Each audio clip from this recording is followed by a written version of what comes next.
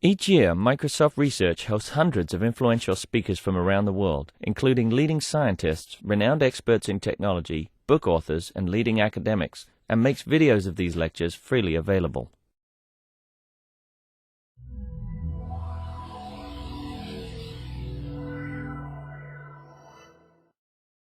Okay, so I'd like to introduce Jorge Aranda, who is visiting us from University of Toronto. He's a PhD student there and doing all kinds of cool field studies of actual humans doing software development.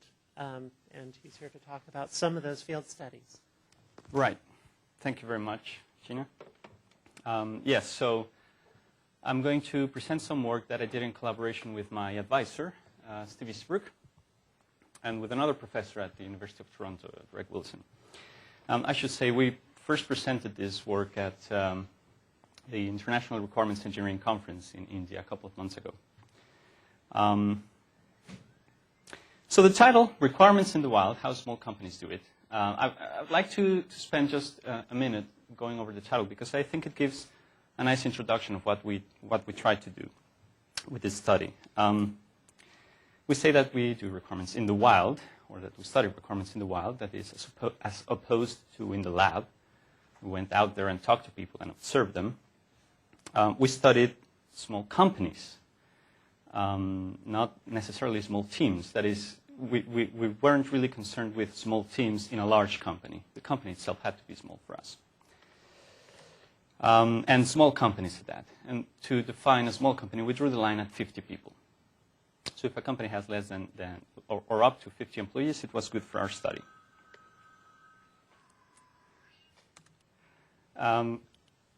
We studied requirements, and I should say, could you please raise your hand if you're familiar with the requirements engineering community, the research community? Sort of, or sort of. Okay. So for requirements engineering researchers, the definition of requirements is usually, although they probably won't accept it, it's usually very narrow in the sense of requirements are what goes into a specification, the description of a system that you need to produce. And we took a broader view of what requirements are. We included even financial issues and political issues and coordination issues, all sorts of information that need to go into software development teams so that they're able to produce the piece of code that everyone wants them to produce. And finally, we studied how these companies do their requirements, as opposed to how they plan to do it in the future, or how we think they should be doing it. So I'm just going to describe how they're doing it, and then I'm going to draw some insights from that. So why are we doing this? Well, it turns out that small companies form a large part, and by some measurements, the largest part of the software industry. 95%, or 19 out of 20 companies in the US in 2002, after the bubble burst, had less than 50 employees. They produce 21% of the total income of the field, and 28% of all employees in software engineering, in software development work in these small companies. And yet, there's not a single paper in the entire history of the requirements engineering conferences that deals specifically with small companies. Or there wasn't until 2 months ago. And we think this is important because small companies are qualitatively different than larger companies. Things work differently, as you could tell if you work in both environments. Now, there are some companies that actually present some contribution in the context of a small company. But the fact that the company is small and what that means for their proposals is not considered. Furthermore, we had anecdotal evidence that the practices of small companies differ significantly from those of larger companies. And they differ significantly from those that we prescribe in the literature. So basically, they're not listening to what we academics are telling them. And we produce new modeling languages, new requirements, techniques, and they mostly ignore us. So we wanted to find out why. The 3 research questions we had for our study. First, how do small companies manage their requirements? That is, how do they find them? How do they elicit them? How do they put them in writing and communicate them to developers? How does the context of these companies affect them? And why do these companies adopt some practices but reject others? Okay, the methodology we followed is this. We used a method called multiple case exploratory case studies. It's quite a mouthful, so I'm going to explain it a little bit. An exploratory case study is one in which we gather data with the aim of deriving hypotheses for future study. So you do an exploratory case study when there's so little being reported about a field that you don't even have some hypotheses to test. What you're going to do is scout the field and get some hypotheses for future studies. And that was our goal, to come up with a number of hypotheses to test later on. And we did a multiple case exploratory case study because in multiple cases make for a richer description of the field and more trustworthy hypotheses. As I think I said before, the unit of analysis is a software company, not necessarily a software team within a company. And these were our selection criteria. So the companies in our study had to do software development as their primary activity, meaning that they have to sell their software as their purpose. That's their purpose. Companies had to be small, less than 50 people, had to be in operation for at least 1 year, because we didn't want companies that just started and that will probably fail and do not have stable requirements practices yet. We wanted those that were already at least relatively stable. And for convenience, the companies had to have offices in Toronto. Yes? Are any of these public companies, or were they all private? There is only one public company in our study. Sorry, one more question? Yeah. Can you say something about the kind of market niche? I mean, what kind of products are they producing? Yeah, I'm going to actually spend quite a bit of time describing each of them because they're very different, and that I think affects a lot their practices. We collected data through interviews and site visits. We interviewed usually the partners or owners of the organization and also some developers. We had interviews that lasted between 1 and 2 hours, and we had between 1 and 3 interviews per company. And the interviews had an open format. We covered a variety of requirements engineering techniques, of requirements engineering issues. And as I said before, we focus not only on what goes into producing the software, but how do you deal with clients and how do you contact them and the whole relationship with the customers. We adopted a non-judgmental listening stance. Now, we came from a university to find out how they do software development. It was, we thought, a bit natural for them to show to try to look good to our eyes. So we try to ease them into this and tell them, we're not judging you, we just want to understand how you're doing things and why, because we're the ones that aren't getting this right. I apologize for the size of the font here. This is more for my for helping me going through the cases. But anyway, if you go to the paper that we published, you'll find this table, and it describes some of the observations that we did for each of the companies that we studied. There are 7 companies here. You can find the names on top, but they are made-up names. And I'm going to go through each of these and explain how they manage their requirements. So the first one in our list we call Endosymbiotic. It's a company that has 7 employees. It's been around for 15 months. And its most striking its most striking feature, I would say, is that they have their offices inside a hospital, and their main customer is this hospital. So it's almost as if they were a separated development department of the hospital, but they have their own finances and their own hiring process, etc. They produce open source software. The hospital is interested in fostering this the adoption of this open source software, and so they have these they rent their space to this company. They usually churn out releases every month, and to document the requirements, they use something called a product backlog. which really, in their case, it's just a wiki with a list of features that they need to implement. And every month or so, every time they have a release, they get together and reprioritize the features that haven't been implemented yet and add new features from discussions with their customers. That's the only requirements document that they have. The second company we call Agilista. It's just 4 persons, and they're doing very rigid extreme programming, canonical extreme programming. The only thing that they do not do is have a customer on site with them. What they do usually is they go to the customer's offices and they take a desk for a couple of months while they work on a project. They work for industrial automation projects, so programming robots and that sort of thing. And everyone in this company has a professional engineering background. The release cycles are every 2 weeks. They also use a product backlog as the previous company, but they also have user stories, brief paragraphs describing how the system should behave. The third company, Spark, feels almost like a creative agency when you walk into it.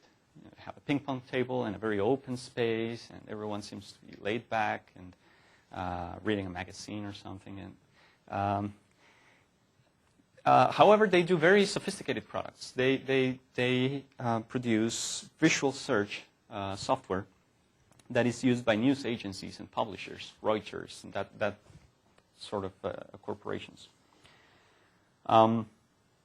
Almost everybody working on that company is a PhD or a master's graduate in computer science, especially in the area of graphics. And this company proudly doesn't have any requirements documents. They do not write anything down. Almost. When they talk to customers, the CIO writes notes from the meetings with the customers, but that's it. He doesn't even share them with developers or anybody else. They discuss everything and just agree on what to do that way. They have 1-year cycles, release cycles of their software. And usually, yes? Sorry, when you say 19 people have CSPHDs, does anybody do marketing or sales? Or are you just excluding that from your... Yeah, so it's 19 people. The company is 19 people. The developers, I believe, are about 13 or 12. I'm not sure I got the number right. It's in that range. And they all come from grad school in computer science.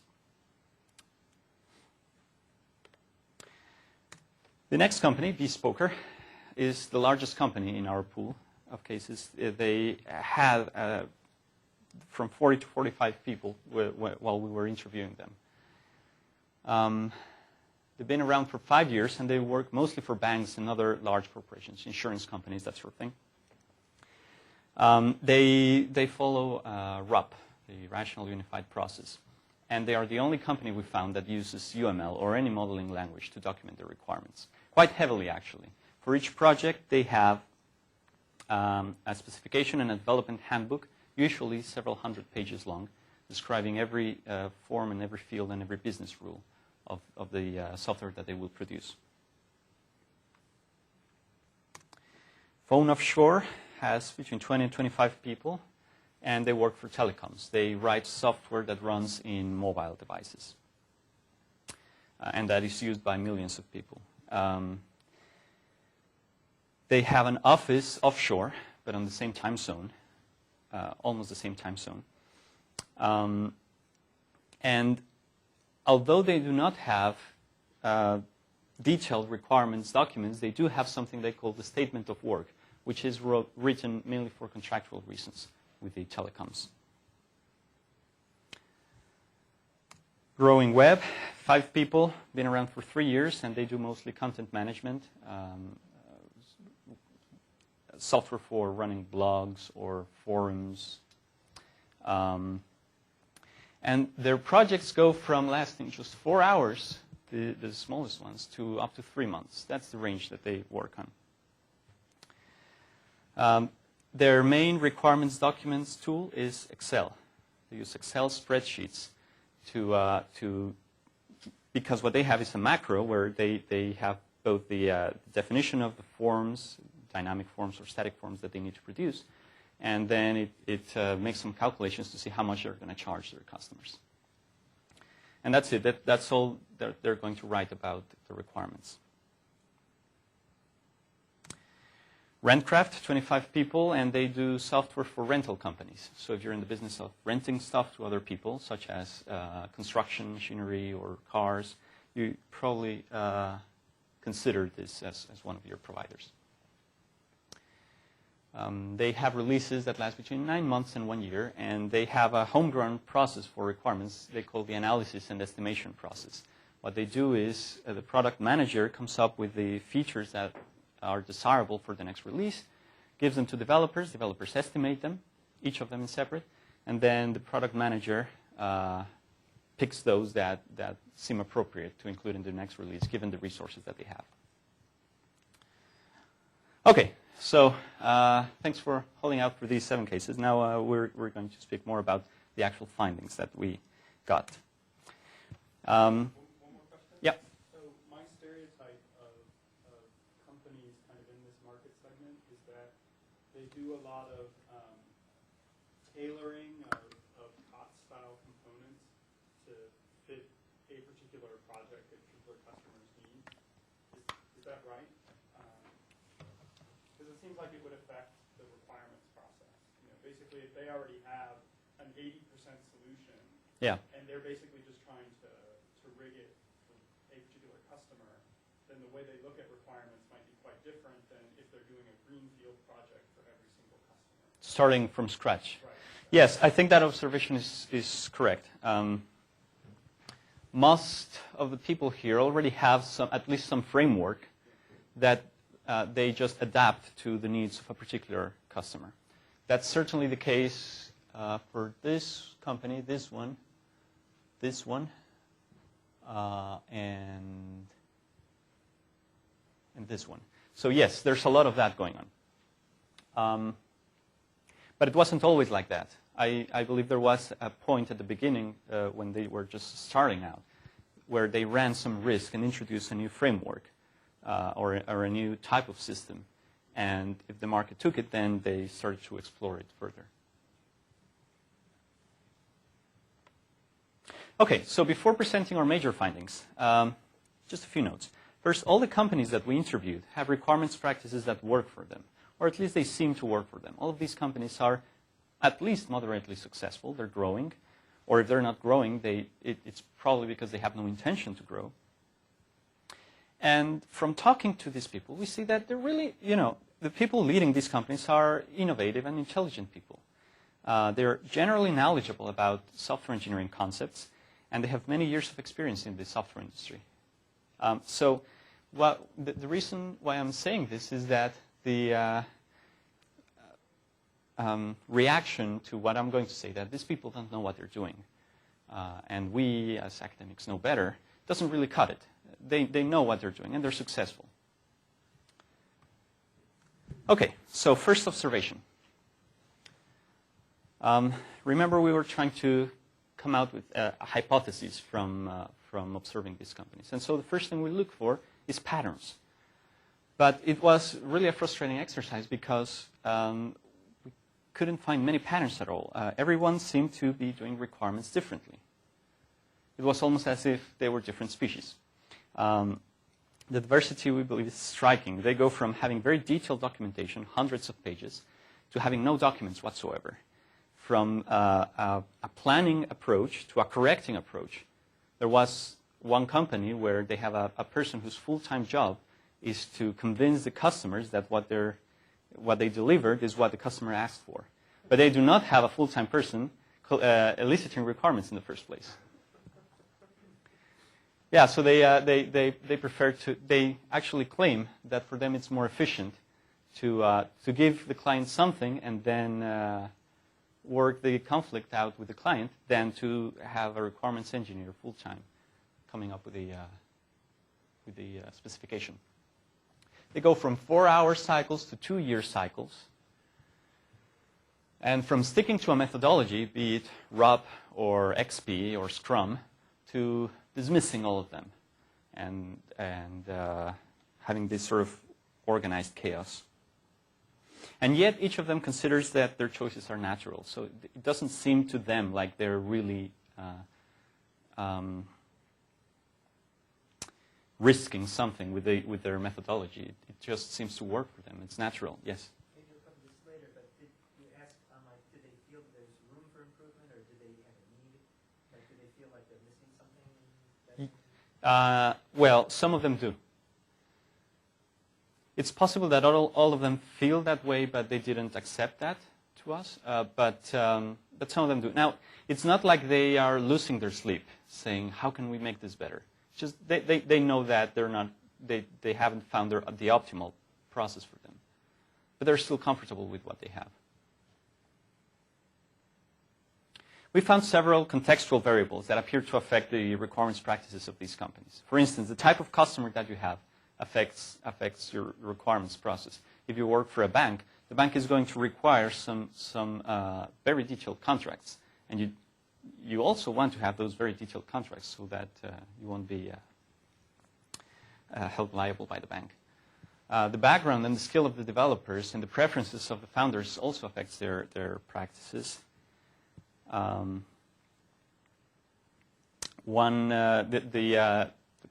The founder of Agilista, the company that does XP, will not take a project if the customer doesn't agree to work under an XP methodology. The spatial layout and the geographical distance between offices affects whether you have to document or not your requirements, the number of employees, and whether you're doing product development, that is, you have one product and several releases of that product, or a project that is a custom-based application, a custom application, or a service like a search engine. So here's our first hypothesis. We hypothesize that the diversity of requirements practices in small companies can be explained as a result of evolutionary adaptation. So these companies adapt to a specific niche. Imagine they are in an ecosystem, and just as in nature, we have differentiation when companies adapt to fit a niche, and natural selection takes the ones that aren't efficient out, and you're left with some that are at least moderately successful. The implications of this view we believe are important for the requirements engineering community. First of all, no generalized requirements technique will be suitable for all small companies. And this is a bit counterintuitive for the community where I come from, where people are trying to come up with a modeling language that everyone should use, or with a requirements practice that everyone should use. What we're saying is that the value of any technique will vary significantly depending on the context of the company. It's not the same if you're 2 people than if you're 200 people, say. Or if you're working for a bank than if you're working for a local shop. Yes? So in that, you do divorce technology from technique, right? So like using Word to write text documents is independent of what you write text documents for. True. Yes. I think what's important deep down is the technique that you're using, and whether the tools allow you to do that or not, that's a different matter. Yes. Okay, our second lesson. By talking to these people and by observing them at work, we found that they had a very strong degree of cultural cohesion. Just like the birds here instinctively know how to fly together more efficiently, the people in these companies had found ways or had a background that allowed them to work and communicate more efficiently. So, same table that you saw before. For this company, almost everybody in the company had worked together before in a previous company, but worked in a similar environment. And they all migrated together to a new company and said, okay, we're going to do things this way now together. And they've even had cases where new people come to the company, can't really adjust to their processes, and leave a couple of weeks afterwards. Everyone here has an engineering background. Everyone here has a CS grad background. Everyone here worked on previous companies before. These guys and these guys have 2 or 3 people that have worked together for more than 20 years. and across companies. So they really know how to communicate and work together.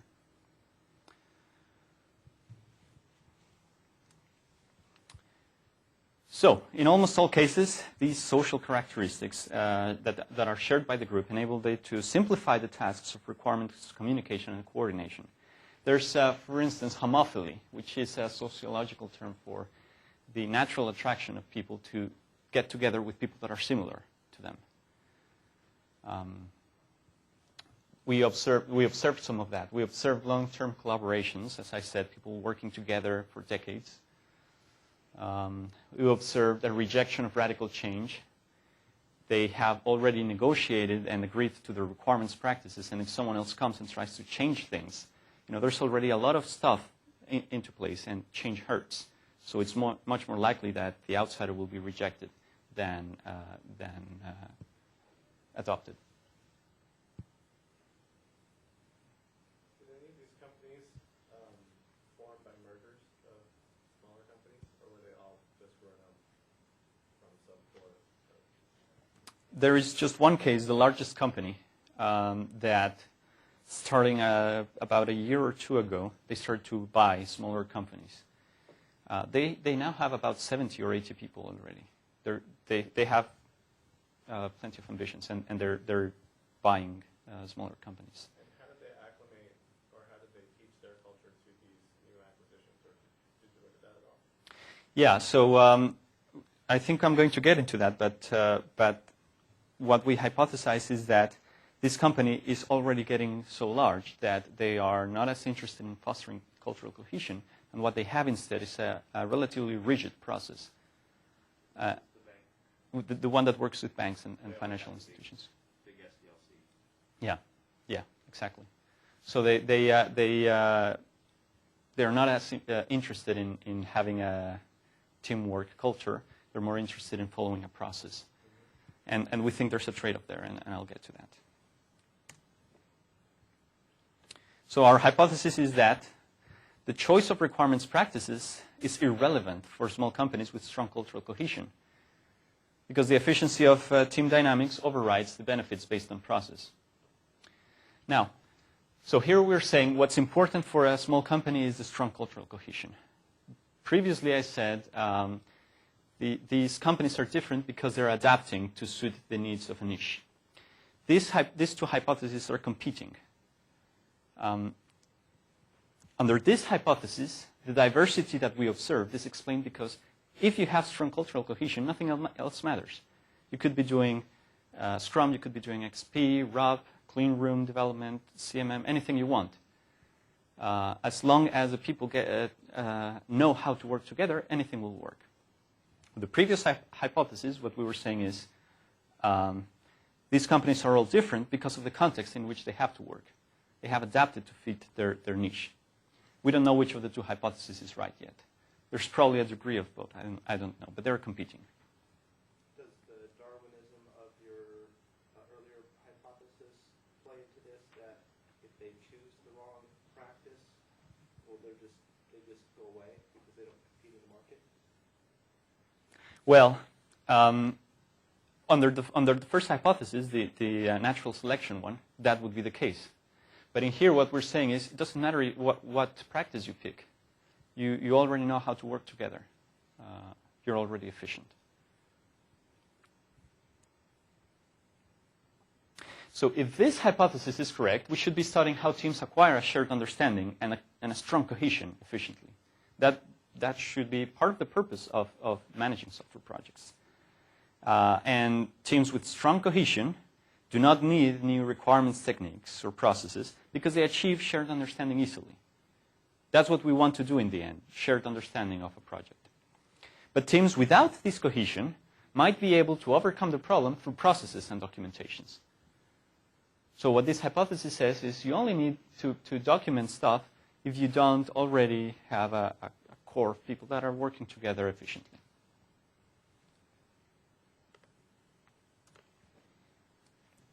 It's my gratuitous Batman slide. No, the reason this is here is that,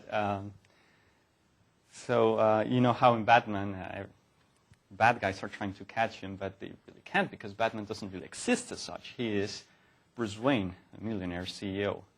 Well, similarly for us, we found that when we were looking for the requirements analyst role in these companies, there really wasn't a requirements engineer.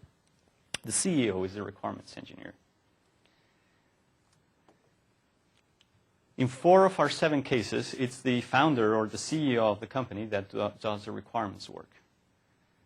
This is one particular case that it's really different from what a larger company does. In the other 3 cases, a trusted senior figure was taking these responsibilities. So they had someone that already was in the company for a long time, and that was the right hand of the CEO that was doing these things.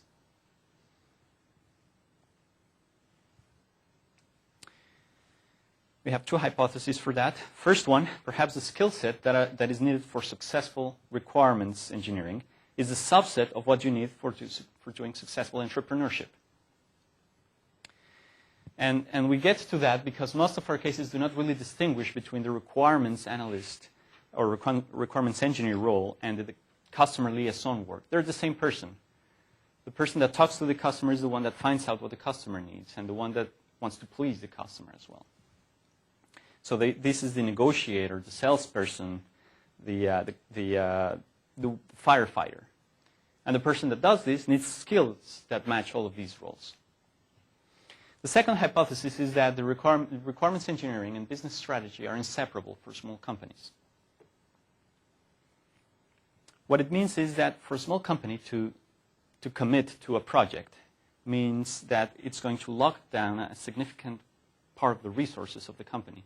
And if the project is misguided or wrong, or not the right project to take, then the company is going to suffer for that. So requirements work is also strategic management work. The decisions of which projects to take and whether to try to negotiate removing a requirement from a project, for instance, those are decisions that are going to impact strongly the company. And so the CEO doesn't want to give that away because really the decisions about which requirements to build are decisions about the life of the company. So these 2 hypotheses are complementary as opposed to the previous ones which were competing.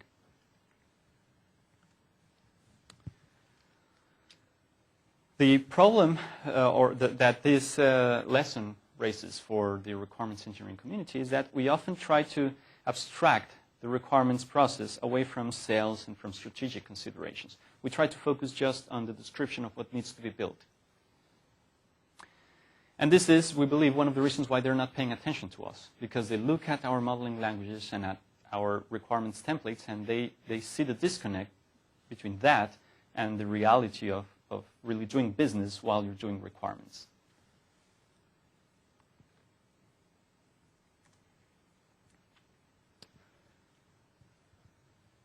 So if you read the requirements engineering literature, you often find this catastrophic tone to it, saying that there's a huge software crisis and every project is failing and we need to save these people. What we found out was that really requirements errors are not catastrophes. Almost every person that we interviewed had stories about requirements problems, things that went wrong because some requirement was not captured correctly, say. And yet nobody really recalls any catastrophes from these errors. So it's not like they lost the project because of a requirements error, which is a sharp contrast with the commonly accepted perception of a software crisis, particularly one that is caused by requirements problems. Yes? In the first company you were talking about, the one embedded in a hospital? Yeah. They weren't doing software for radiation treatments or anything like that, right? Yeah, well, that's a good point. No, they weren't. They were doing imaging software. None of the companies really had any lives depending on them. They weren't mission critical. Yes? It's also worth noting that you interviewed successful companies. I mean, if you supplemented this with companies that went under, you may find that requirements problems drove them under. Great observation. Yeah, I'm going to get to that as well. First hypothesis that we have to explain this observation. Perhaps small companies that survive their initial phase practice normal design as opposed to radical design. So when I don't know if you're familiar with the terms. Radical design is when you're really creating something new that wasn't tried before. Normal design, well, you already know the solution. You're just, deriving variations from it. And so if your company already has gone through a radical design process or already has something stable, the risk decreases significantly. You're just varying from what you already know slightly. And the risk, of course, decreases dramatically if you do that. Second hypothesis, perhaps small companies can fix their requirements problems more easily because they're small, precisely. Because if you get something wrong, you just get everyone together, go for lunch, and iron out the difficulties, clear out the misunderstandings. And even the layout of these companies leads us to believe this. They have a shared office space, many times open. Everybody knows what everyone else is doing. So there's a lot of valuable information exchanges that happen informally all the time. And of course, the third hypothesis, which Rob pointed to, perhaps a single requirements catastrophe will drive a small company out of business. And we didn't get any of these stories because the companies were out of business already. So this is an internal validity bias problem in our study, yes? You said that a lot of people who were in these companies have been in previous companies before with one another. Yeah. Did any of those companies go under, which is why they formed a new one? No. No. The first company that I remember went through that is the one that works in a hospital. They were just fed up with the previous company, and they just migrated and started a product that competes with the previous company they were working on. And the two others that were working for decades on different companies, they were never the managers of those companies, and so they were moving and moving, and eventually they decided to form their own company. Can I also suggest a hypothesis 4? Go ahead. So a couple of ingredients may be that the CEO is having frequent communication with the customers, Yes. and therefore can do little course corrections throughout, so there isn't the opportunity for the engineers to get entirely the wrong idea about what the customers want because there's frequent communication there. Constant interaction with the customer. Exactly. And then the other part of it is that it's the big boss who's also the representative of the customer. So, this is somebody who's going to be an obvious.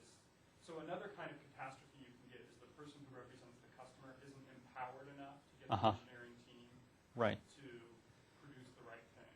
Right. So precisely because the person that knows, that talks to the customer can enforce changes, then you don't get catastrophes. Yeah, that's a valid explanation too. Sure. Thanks. So one other thing, I guess it's like a first hypothesis here, that doing normal design derivatives of existing designs versus radically design. Do you think there's any effect of using frameworks and libraries that are built by companies like Microsoft or Linux or Mac that provide you a large portion of your application base on which then you design your extra bits, whereas back in the 80s or 70s, like you had nothing. You had to pretty much design everything yourself. Yes. There's a difference in how successful those companies are.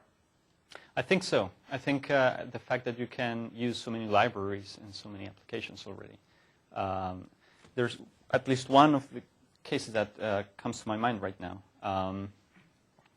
They do Java development, and they use a lot of the libraries that have been produced by the community around Java. So sure, yes, that should help to change what was previously radical design to just a normal design challenge.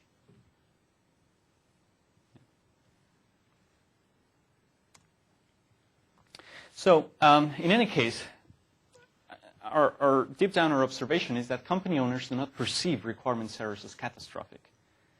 as I think I said before, they're not really losing sleep over what will happen if we get a requirement wrong, and they're not reading the papers that we produce as the requirements engineers or the software engineers, engineering research community to find out how to do things better. Many company owners prefer to take the punches and just maintain the processes that have kept them alive and growing, rather than to risk introducing something new and failing. In some, they will not adopt techniques that demand radical change. So one of our suggestions is that if we propose something new, it should be something that can be adopted little by little, doesn't demand radical change. And the benefits should be immediately clear, so that these companies can get something out of these slightly different practices and start to move out towards a better process if they wish to. Okay, so just a brief summary. The 4 lessons that we drew, we observed a lot of diversity and adaptation. Everyone's doing requirements differently. We observed a strong degree of cultural cohesion. In most cases, the CEO is the requirements engineer, and if it's not the CEO, then it's still someone in a leadership position. And the sky isn't falling, or at least they do not feel the sky is falling. All right, so those were our main lessons. I'm just going to leave this slide here with the summary of our lessons and hypotheses in case there are any more questions. Thank you. I have one. Okay. Okay, so what do we do about it? What next? Well, there are at least 2 different paths to follow here. One is we now have this list of hypotheses. I think this is progress. We now have something to test, and an obvious next step in this direction is, okay, we'll test this hypothesis and make, for example, this one and this one, they're competing hypotheses. Which is right? Well, let's find out. And so that's an obvious next step. A next step for industry, if they're interested in following this, our advice, we have a series of recommendations for researchers that would lead into direct benefits for industry people. So if we state the context in which our proposal should work, they will know if this applies to them or not. Is this a proposal for a large company or a small company? For a company that is following an agile methodology or a more sturdy methodology? If we don't connect our requirements research to businesses and business and social concerns, it's not going to be effective. It's going to be ignored. If we don't provide incremental improvements in our proposals, they will not be adopted as well. So I guess the next step is, if we're doing software engineering research, we should strive to state the context, provide evidence why this works, provide incremental improvements, rather than radical changes and prescriptions without looking at the symptoms of the patient. Yeah? Can we just find those companies that do UML already and then concentrate our efforts on them? There are not that many, you know. Sure. Well, I believe that the discussion of the discussions where we talk about a software company in the abstract will start to decrease as the field matures, and we will start talking about not software companies, but a kind of software company with particular attributes. Any solution that we come up with will probably be effective for some companies, but will surely be ineffective for others. And we have to start to describe the context in which a proposal will work, and in which it has been tested before. Otherwise, the context is so important that any benefits that our proposals might have will be countered by some problems from the context that we didn't consider. Yeah. Another hypothesis I was thinking about while listening to you would be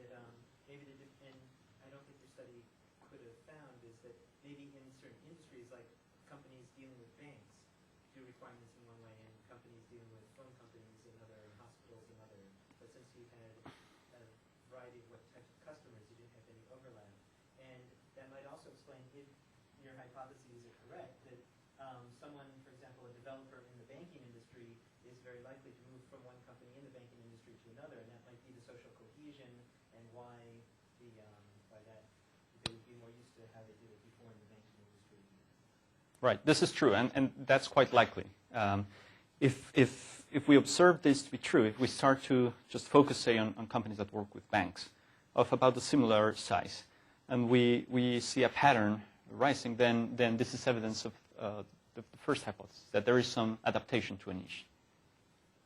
Now, I should just point out the diversity that we observed was not planned. We weren't looking for different companies from the start. It just happened that the context that we started to get were as different as we found. Yes? So do you think, as researchers, the skill set that most of us come from as a background in software engineering or a background in computer science, most of your hypotheses, or many of your hypotheses, talk about business and management science. Yeah. We need more skills to be able to study those effects properly.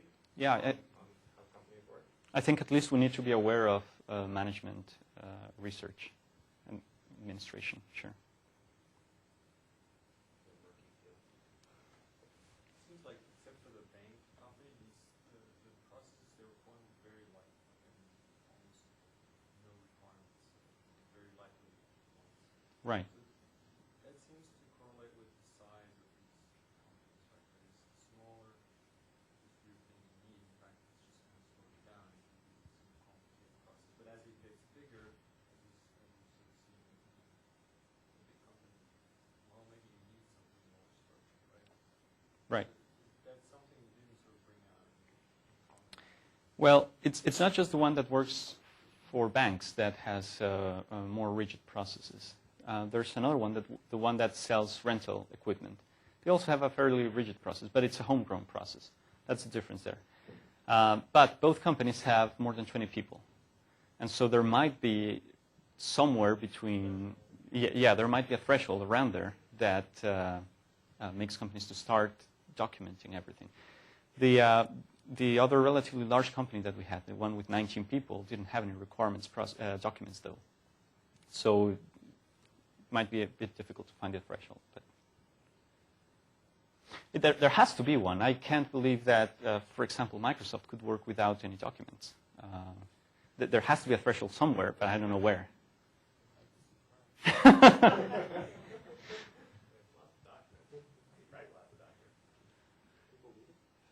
That's a question. Can you talk a little bit more about the flow from, so if the CEO is the conduit to the customer, how does knowledge flow to the developers and feedback back through the CEO and how do these requirements, errors get discovered and negotiated and stepped? Sure. In several cases, after the CEO talks to the customers, they have, for instance, a meeting, team meeting, where the CEO says, okay, this is what we're going to do. It's 2 hours, basically. They solve any questions that they have at the point. And from then on, developers go and work on their own and then come back to the CEO and report. There is one case in which the CEO explains to the developers what they need to do, but then also explains to the person in charge of the finances of the company, which also acts as the quality assurance person. She explains what she needs to test. And she has both the quality assurance role and the financial role because she makes sure that everything works as promised, and then she goes to the customer and charges them. So that's another case. But for instance, the company that works for banks and insurance companies, it's the project leader that talks to the customer for about 3 months. They have 2 liaisons to the customer. They talk about the technical requirements with somebody and about business requirements with somebody else. Jointly, they come up with this document, the development handbook, at least 100 pages, often more. And then they have a big meeting with everybody in the team that is going to participate in this project, where the project leader describes every aspect of the specification. And he later on coordinates it all. So there's, in almost every case, there's this one meeting or one presentation of the project to the team that is going to work on it.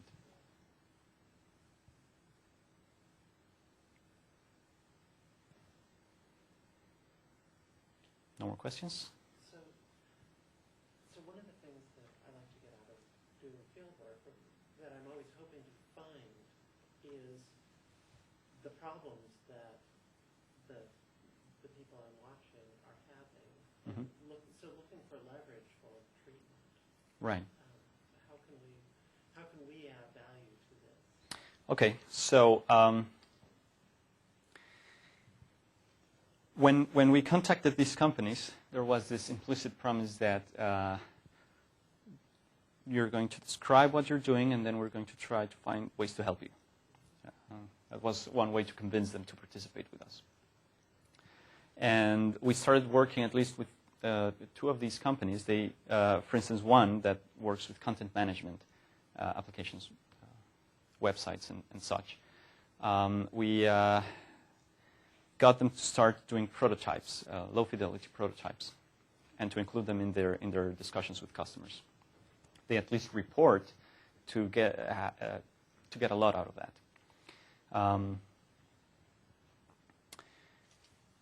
Let me go back to the table, and will serve as a reminder for myself. We started also working with this company, also with prototyping, the one that does extreme programming. And this one, we helped them a little bit with the way they describe the one that has an offshore site, with the way they describe their documentation for the offshore location, so that it's clearer, and the intentionality of what the requirements, so that along with the requirements you also get some discussion of why this is important. We thought that this would help the offshore site to understand what is being asked of them. They also report benefits. But in any case, it depends on their situation, really. We didn't find something that could be applied to all of them. Depends on their weaknesses.